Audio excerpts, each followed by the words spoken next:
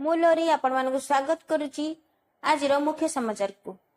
आज शुक्रवार 31 मई 2024। आसंतु जानिबा आज मुख्य समाचार अपडेट को।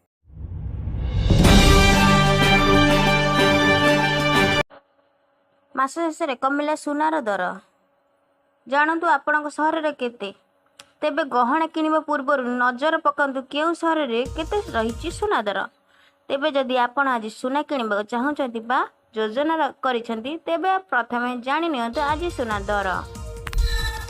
शुक्रवार 31 मई 2024 तारीख रे मध्य सुना दर रे ह्रास घटिछि। गुड्स रिटर्न तथ्य अनुसार भारतीय सुना बाजार रे भरी पिछा 10 टंका ह्रास घटिछि। गतकाली 400 टंका ह्रास घटिथिबा बेले आज 10 टंका ह्रास रे बाजार खोलिछि। 22 और 24 कैरेट सुना भरी पिछा 10 टंका ह्रास होइथिबा नै गुड्स रिटर्न सूचना देछि। तेबे जदि आपण आज सुना गहना किनिबा पई योजना करछंती एई खबर आपण पई गुरुत्वपूर्ण अटे। उत्तर भारत रे प्रबल ताती लोकंकु अस्तव्यस्त पकाउछि।